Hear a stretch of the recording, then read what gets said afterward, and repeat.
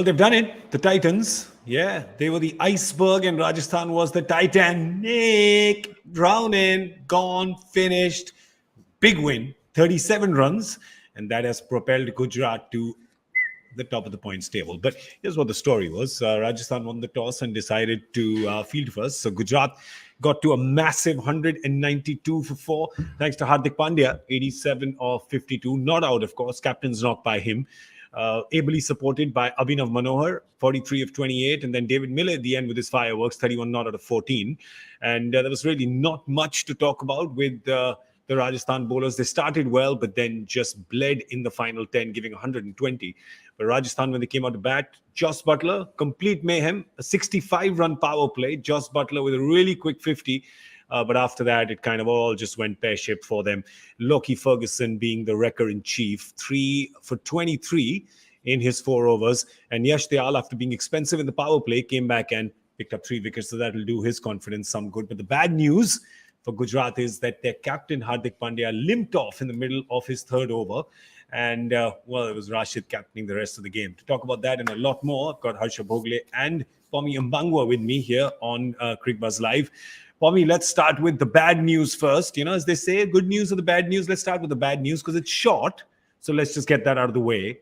Hardik. Depends on what program you're on. Don't want to interrupt, Pommie, but depends on what program you're on. If you're on the news, the good news doesn't start. Show. This is not. Those are not news shows anyway. Those are shouting entertainment matches. They've taken over where the WWE used to be when we were kids. Oh, so when I was a kid. But yeah, that was much better, of course, because people actually slammed each other a bit in this. I wish there was some slamming going on the news. But anyway, coming back to this show, not good. Gujarat hopes get slammed a bit if what has happened to Hardik is serious in any way, shape, or form. Yeah, look, it's a hard one. We're not going to be able to diagnose anything from here. But what I will say is that the groin is tough. I mean, even if it's just a slight twinge, in order for you to stop and not be able to bowl, it means there's pain in there. And I say the groin because it seemed that's what it was. It seemed as he sat on the side that's what was being checked out, not treated, just checked out to see what the deal was with it. One, not necessarily for his captaincy, but for his kind of galvanizing effect is what is going to be missed for. There's obviously the potential that he might kind of bat and not bowl, but I don't know if anyone wants that because it's a fallacy that you'll be okay batting and not bowling. He still has to kind of move his legs and try and ensure that he doesn't aggravate the injury and make it worse. Just how much he is injured, we'll find out. I'm sure they'll release statements. They're normally pretty good, and they have been actually this season, in letting us know what's going on with each of the players and all these injury updates and so forth. So, yeah, let's hope that it's not too bad.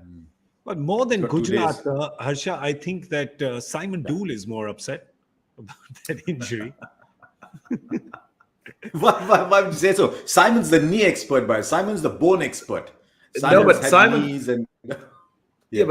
has been going on about how if he doesn't remodel his action, then he's going to injure himself again, and he's going to have these problems, and they'll just continue. And I think he's right. If the action's exactly the same, and you keep getting injured, then there needs to be a freeing up of the body so that everything can work without any hindrance, without any strain anywhere. And that's the idea of why people. I'd like to see the speeds. For me, because when he came back, I don't know if it was the 2nd over or the 3rd, he went off. He went 125, 137. So I got the feeling when he came back, he's only, I think might have been the 2nd over, but I'm not sure. I think I got the impression, look, today is going to be a 125, 126 day because he's batted such a lot. He's not bowled in the power play. He's not playing that lead bowler's role today. It's going to be 125, 126. And then suddenly, boop, 137 arrived. So I don't know if that effort ball might have done it, but he's had a fabulous game. But I only hope that he felt something and walked off before it could get worse. So they'll rest it. He's got 2 days. They only play next on the 17th, and they'll take a look. But it was further up the thigh because the physio came, checked out the thigh, and as it was further up in the camera cutaway. Yeah, I tell you what, but he would rather have a lesser game, a worse game today, and be fully fit than this game he's had where smash it all over the place, marshal the troops correctly, run somebody out, have this really good game, but in the end, you're injured. That's not he even took a wicket. I mean, it's nah. He'd give it all back to be fully fit, I think. And the advantage is that they play a game this weekend, after which they've got a bit of a break. They've got a 6-day break for the next game, so they don't play through the entire week coming. So even might if miss they one. have to, precautionary. Well, they can afford to because they are top of the points table now. Probably didn't even need to bowl that third over at that point in time. But, well, I guess when you think everything is going your way, then you just go and nobody can predict an injury or a strain or something getting pulled. So there you go. That's the good thing for Gujarat, though. Now let's talk about, the good news is that they're on top of the points table. The net run rate looks all right, looks healthy. Just the one loss there. Rajasthan now have the 2 losses, but they're still, it's crazy. It's 3 wins out of 5, and they're in number 3, right? And there's Hyderabad, who's got, 1 win less, is all the way down in number 8. Pommie, I've been predicting for a long time that there's going to be a log jam gridlock from numbers 3 to 8, right? You're going to have 1 and 2 clear, right? And then 3 to 8, there's going to be like 5 cars coming in true Indian style, trying to get this little bottleneck, and just like 1 or 2 trying to get through. It looks like it's heading that way when we're kind of a little over 1/3 into this campaign.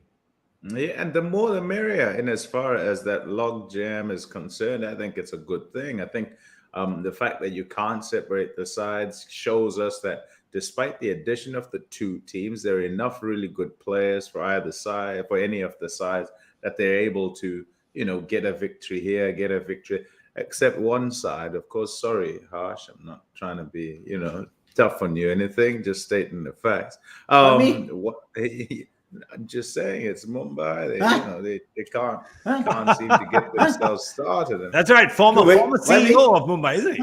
You were the Mumbai guy, Former 14 years ago, sat in the dugout for 1 year, and we're all learning about T20 cricket. 14 years ago. Joy sat in the dugout for 3 years, and we haven't stopped pulling his leg for a decade. Joy was in.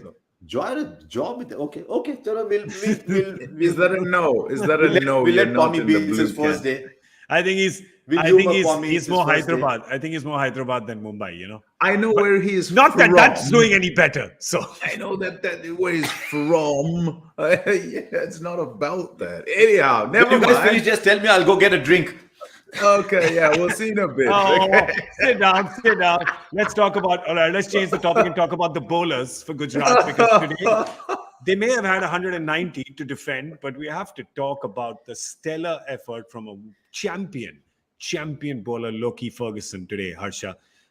Look at that. I mean, that's just marvelous. I mean, we always talk about Rashid Khan, and we talk about him as well, but Loki and the impact he had at the point in time that he had the impact. I mean, that ball to Joss Butler, you're talking about one of the world's best players. He's 54 of 23. He's taking you apart. I thought the Bumrah Yorker to Liam Livingstone would be one of the balls of the season. I think this is on par simply because he's completely done one of the best batsmen in the world in the air with a change of pace with just that much. Pommie will know much better than me how difficult it is, but he's just gone a little bit like that, and yet he's controlled it so well. It's not the easiest ball to bowl. So to me, that ball, for all the big hitting that we've seen, to me, that was the moment of the match.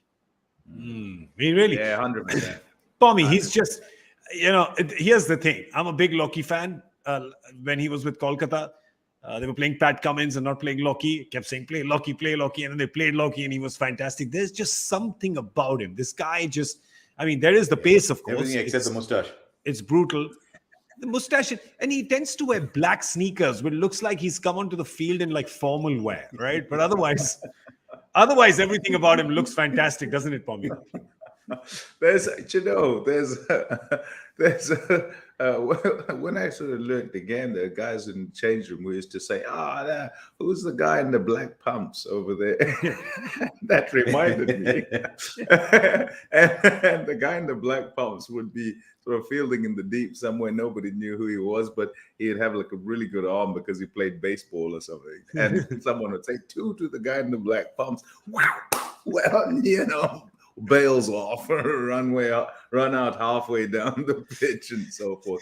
Anyhow, we digress again. We really digress. We have no idea who you're talking about, right? It's just some random dude in black shoes.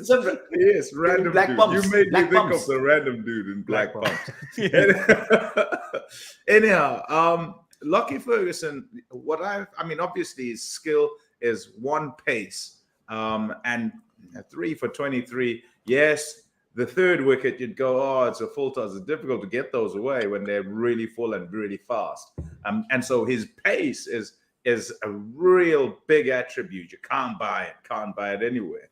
But then what would happen in times past is he used to bowl two lengths, either really short or really full. But as time has gone along, he's developed that. He still bowls those two lengths, but he changes the pace up, which it's not so simple for guys, because you're talking about a guy who's bowling 148, 149, 150, bowling it back of a length and short, and you've got to pick that it is back of length and short and fast, or it's got pace off it. So the discrepancies and the differences that you've got to kind of deal with are so big, 150 or 125. And so, yeah, very tough.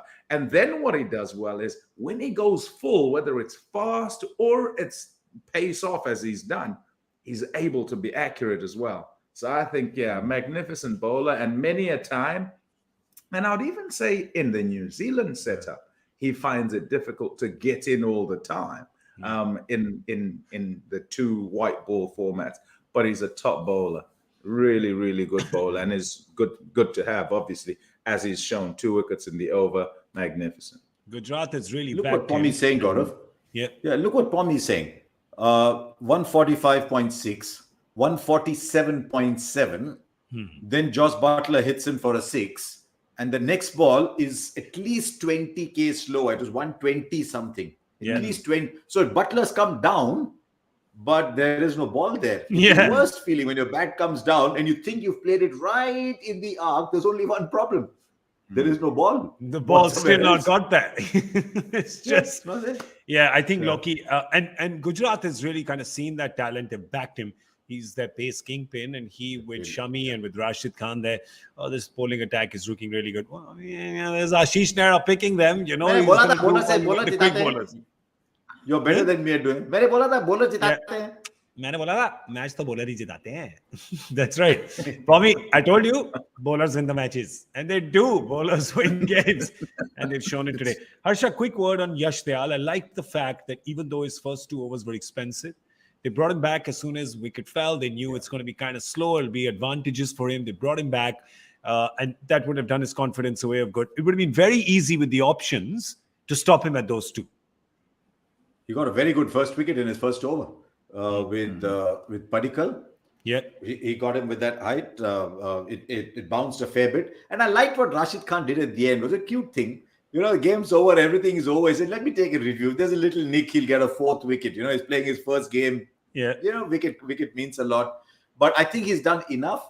Though, if Hardik is not going to bowl in future or is going to have a reduced bowling role, they'll have to relook at this. At the moment, it's working beautifully, this Gujarat Titans bowling lineup, because you've got Lockie, who's a 4-over bank. He's going to give you 4 every game.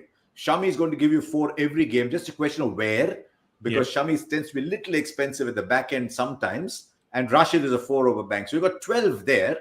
If Hardik is not going to bowl, they'll have to either play the same side and get Vijay Shankar to bowl a little bit more and Tewatia to bowl a little bit more, or they'll have to make a little change to their side. But I mean, what Hardik is doing is he's giving them 16 overs there straight away, and then he's saying, okay, we'll get the rest from somewhere. Now you've got Yash Dayal.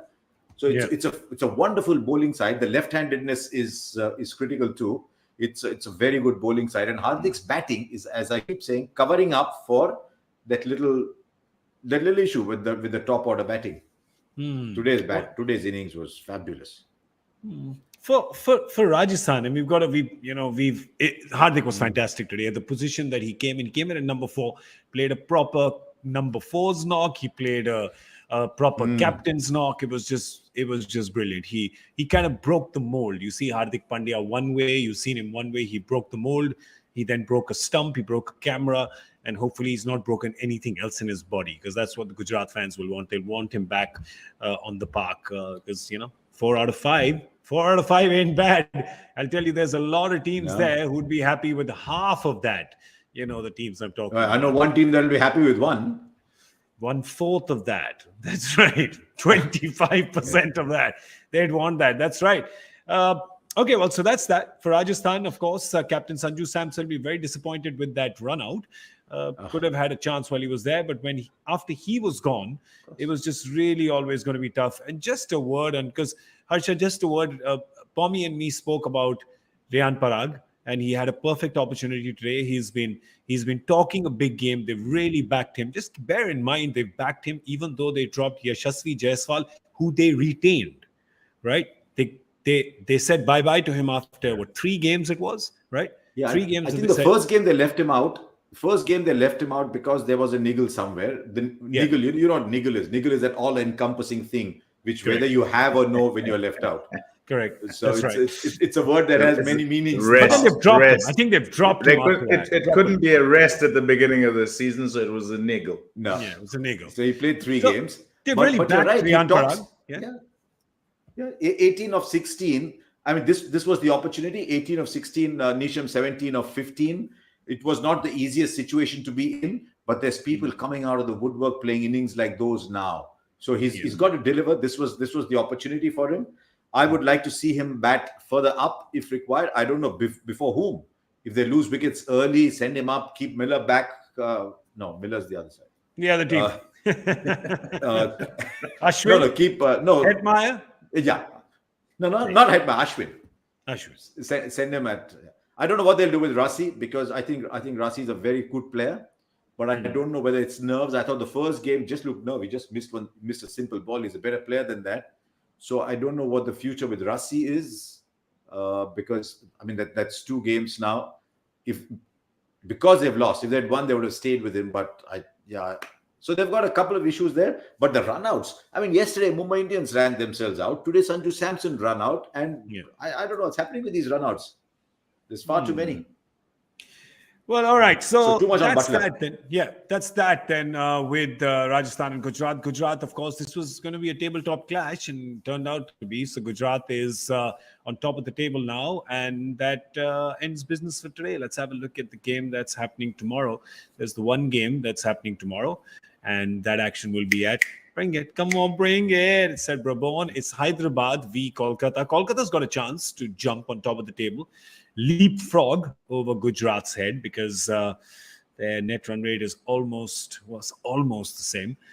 So that's the game happening tomorrow. Let's have a look at the Kolkata team first and see if you guys think there should be any changes there, anything that goes, anything that comes. Harsha, for you, anything, anybody, somebody? Yeah.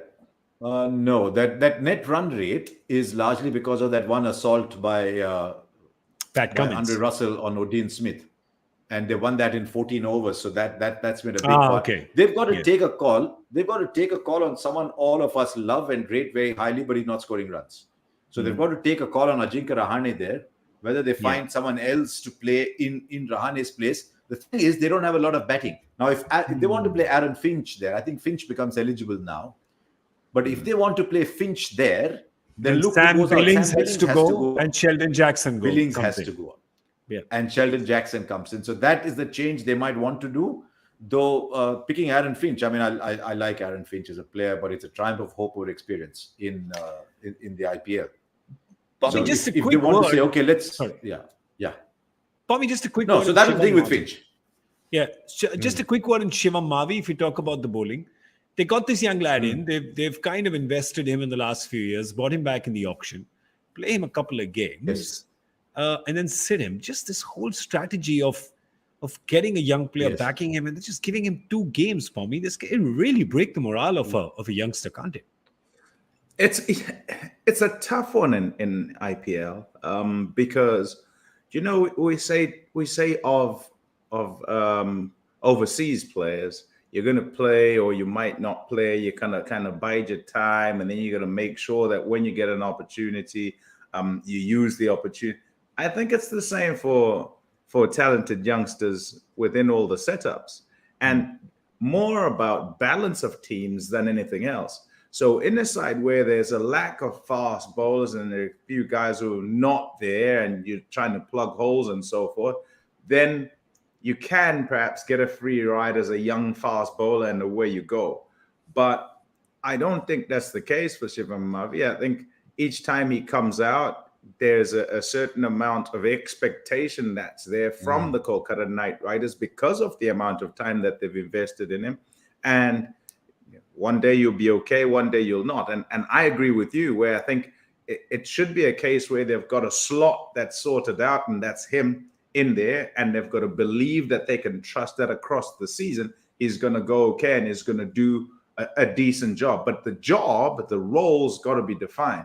That we've got to know, he's got to know exactly what he's in to do rather than as a general bowler, because as a youngster, I think that's pretty difficult. It's pretty difficult for you to sort of be, okay, you're needed up at the front, you're needed in the middle, you're needed at the back end. Simplify it for him. And I think he then give dividends over the course of the season.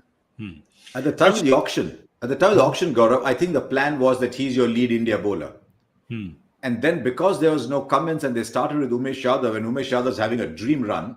So, but with Mavi, if you notice, he played the first game, then dropped, played the third game, then dropped. But the interesting one is not that Umesh Yadav is doing well, even though he is. The interesting one is that they played Rafiq Salam ahead of Mavi. And maybe they just thought, okay, let's throw this youngster in. Maybe he's got a little bit of raw pace about him. Well, he will. He's 138, 140, but he swings the ball a little bit.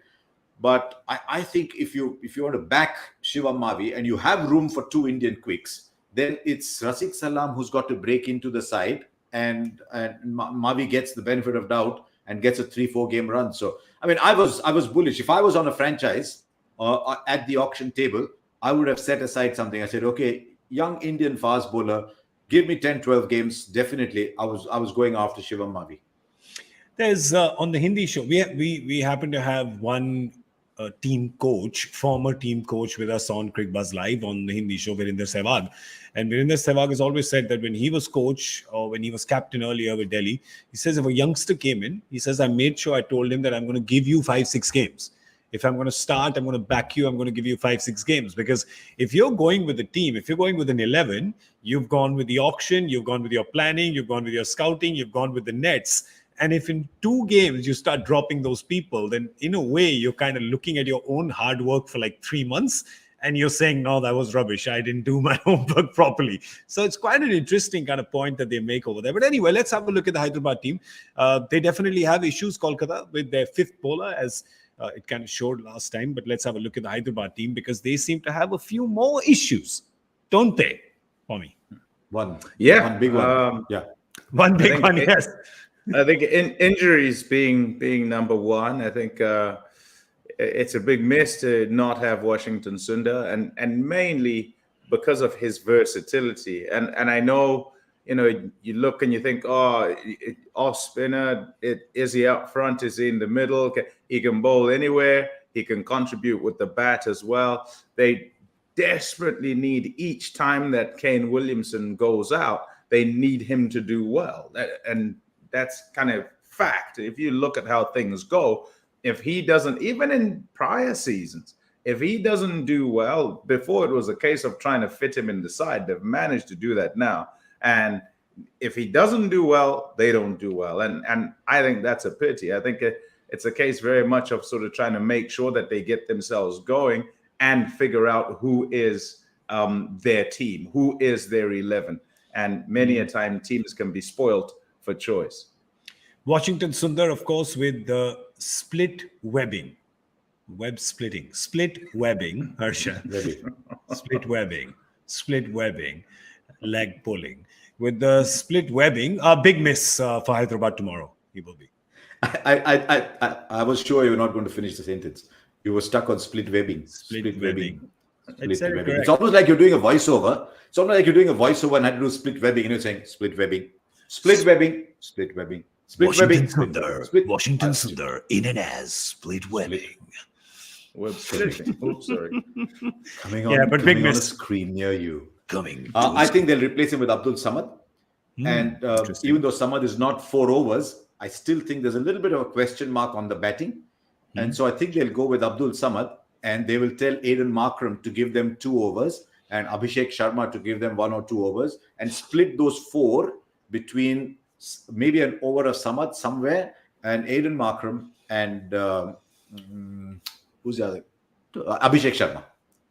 Because I still think, look, the last 2 games they've done really well. They only lost 2 wickets. They got a typical Williamson kind of chase, but they got that because Abhishek Sharma starting to give them those starts. But otherwise, also, I mean, Rahul Tripathi, little bit of a scare over him. Markram hasn't scored too many runs.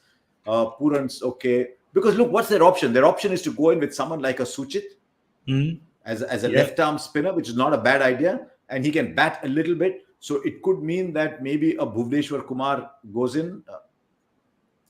Or they back Marco Jansen to bat a little bit. They don't have. I mean, the problem is that they don't have a proper spinner, right? I mean, you need them. No, you need to they have don't have a big finisher.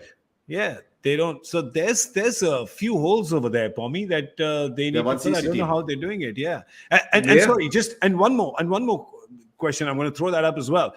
Again, I'm a huge fan of Kane Williamson. I really think they're playing out of position. Tripathi to open and Kane Williamson at 3. Yeah, I don't think that's a bad idea. I think that could work. The thing about it, though, is as they have Williamson up at the top, essentially they have him there to control things. They know that he can adapt to whatever is required, and he can remove risk and still get them a rate that is good up at the top and then bat all the way through. The difficulty is if you get a decent start and then you send him in and you have him try and force things as he goes along because things are set out, then you're putting him under pressure. And what you don't want to do is put that best player under pressure when you know that hitting boundaries from the get-go is not necessarily what he does. So essentially what they have to do is find who their best players are and give them their best positions. Tripathi in times past has managed to work things out and walk in and straight away he goes. So because he can do that, I think that's why they go with him at number 3. It's tough though, slim pickings. I say many teams are spoiled for choice and can be spoiled for choice. For Sunrisers Hyderabad, nearly always we're saying, they have to play this one and they have to play that one, rather than they've got so many to choose from. Yeah. Perhaps throw into the middle order. I know you're saying Abdul Samad, but Romario Shepherd, how do you fit him in? Because he's a big hitter, and yes, he bowls seam, is a big hitting all-rounder. Maybe they can somehow get him into the side to alleviate things for themselves. And for who? Yeah. But for who? Yeah, I know that is maybe a Markram goes, maybe a Jansen goes. If it's a like for like, you want seam and batting out and a bit more batting than bowling, then maybe it is Jansen. But if it's more bowling that you want and remove batting, which you can't because you don't have a whole lot, then it would be Markram that will go. But it's a difficult situation for them. As I say, slim pickings and very much a case of identify who your best 11 is. And for them, the way to go is don't change a whole lot. Just keep going with kind of the same 11 as you go. That's why it's such a big miss when Washington Sundar goes down, because he's identified as one of the bankers, one of the guys who will play most games and is versatile, can bat early, can bat in the middle, will bat wherever he but and can bowl early and in the middle and at the back end as well. Tough situation for them. All right. Will be missed. I'll tell you who I feel for. I feel, the blue-eyed boys in our world bat in the middle order in Test match cricket and go up the order in T20 cricket. Markram. The guy who's the other way is poor Aiden Markram. When, when the tracks are nippy and they're seaming and the bowlers are coming in and there's a nice bit of bounce. Send Aiden Markram to open the batting. We got nice flat decks, balls really coming out. Aiden, do you want to bat at 4? Yeah. So, I mean, But to be fair to him, he did a good job last year. He struggled so far, but he did a good job last year. But I think they see him also as little 2 overs and 3 overs, and he's magnificent in the deep. So I think they'll still play with him there. If they have to take him off, it means Puran goes further up, and whoever comes in his place has to then maybe a Shashank Singh kind of person at 5. Can Romario Shepherd bat at 6? But they need spin, or they need the slow bowler even more since Washington Sundar is gone. Yeah, Romario Shepherd has an economy rate of 10-11. His funda is very clear. Romario Shepherd, you hit me as much as you want, I'll hit more than you. He's like Odin Smith. Smith, Romario Shepherd. You can take as many runs as you want. I'll come and hit those. It's a free for all. Hey, listen, let's not mock that business plan, because Pat Cummins has been using that business plan this IPL as well. Yes. He's been using the same one. So if it works for the best in the world, yeah, why not? It's a good business plan to follow, maybe.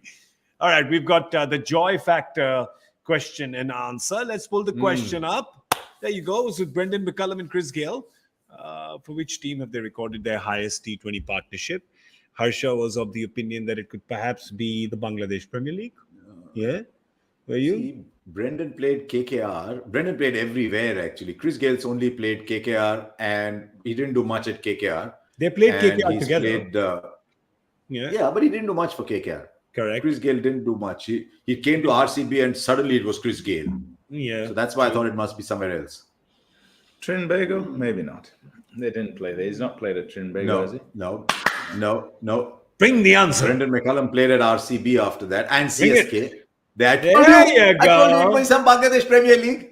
There you go. The Rangpur Riders. Riders. The Dhaka Dynamites. There you go. Dynamite answer. 201 was the partnership. 201. That's right. You heard it right. Must have been many singles in that one. No, and they got it in like 8 overs or something. I'm just kidding. No, they did. They got it a little more than that, but that was a 200 run partnership. Perhaps. Let's have a look at who got that right the first. Come on. Who's the winner? Winner, chicken dinner. Sharat Sethi, congratulations to you. Sharat, who was born in the year 1819, which makes him 3 years. Which makes him 3 years older than Joy. Which makes him or when he set up his email ID, she was sort of midway between 18 and 19, so he said, I'll put both in. Or maybe he just loved history. And maybe something happened in 1819 in history. Or I'm thinking that maybe he was born on the 1st of August 2019. We're getting a 2.5-year-old who's answering Joy's question. What do you think? What do you think will hurt Joy more? The fact that I called him 200 years old, or the fact that I said a 2.5-year-old got his answer correct? You guys go figure that out, yeah? We'll call Joy and ask him. I think the latter's going to hurt him more. All right. Well, let me just tell you, the reason why I call him Mr. Retro is because he's got a show by that name. He's got a show called Retro Reels, which is on Cricbuzz Plus. So you guys can go check that out. That's streaming worldwide on Cricbuzz Plus. So go have a listen. I said this the other day. But I'll tell Pommie, actually, I said this on the Hindi show, and I know that Pommie doesn't watch it. I don't know why, but he doesn't. So I'll just tell him that picture, if we just pull that picture back again, right? You see the ball there? He wasn't throwing the ball. That ball was suspended there. Joy is Bengal's answer to Doctor Strange. That ball was just there for like 20 minutes while all the shots were taken. He's not throwing it. There, that's a little serious behind the scenes. Yeah, he's perhaps we should find out more about that. Go on Retro Reels and find out what we don't know about that picture. That's right. You will. Why does a ball hang in mid? How does a ball hang in mid? What connection does that have? Yeah. What connection does that have to the East India Company's growth in India in the early part of the 18th century and the trade deficit with the Chinese dynasties? Joy will tell you. Joy will tell you. He really will. All we have to say now is good night. That's the end of business hours. We got to close shop. These games have been just going on way too long. 4 hours for a T20 game. Geez, I thought this was supposed to be the fastest format. It's really ridiculous. It really is. But a big thank you to Harsha Bhogle and Pommie Mbangwa. Thank you so much, gentlemen. Thank you. Pommie, just a small bit of advice. Whatever you do, before you go to sleep, just don't turn around. You don't want to look at that visual because you'll be awake all night. So just don't look behind you. Just don't do it. Just don't. Not doing it. Not doing it. Actually, I'll tell you what. I'll tell you, I don't want to be rude to Pommie, who's a good-looking guy. But every time Pommie comes on and he's full on the screen, I'm actually looking very closely to see what's behind Pommie. Yeah, it looks like this was from the first audition for the Sistine Chapel. They were like, this is not good at all. Let's send this away. And it landed up in Pommie's room. That's it. No more jokes about it. So well, you guys don't like my art. I am the one who painted it. So seeing as I've been dissed, all through tonight, and I thought I was amongst friends. Oh well, now I know. Yeah, you are. You are. When He's not enjoying this conversation. A producer saying, finish. He's got a team to pick or something. I need to get home. Can you guys just stop these inside jokes? It's not an inside joke. You guys can see the painting behind Pommie. You can see it, right? It's like a kaleidoscope banged into a rainbow, and then a dyslexic unicorn came out of it. I don't know what's going on there, but something is happening on that painting. More on that tomorrow on Cricbuzz Live. We might just talk some cricket as well. That's going to be at 7 p.m. So join us then. Thank you, Harsha. Thank you, Pommie. I'm Gaurav Kapur. So begging forgiveness from all of you to give you this discourse on art. But maybe you'll forgive us because we do talk about cricket and some entertaining things. Good night.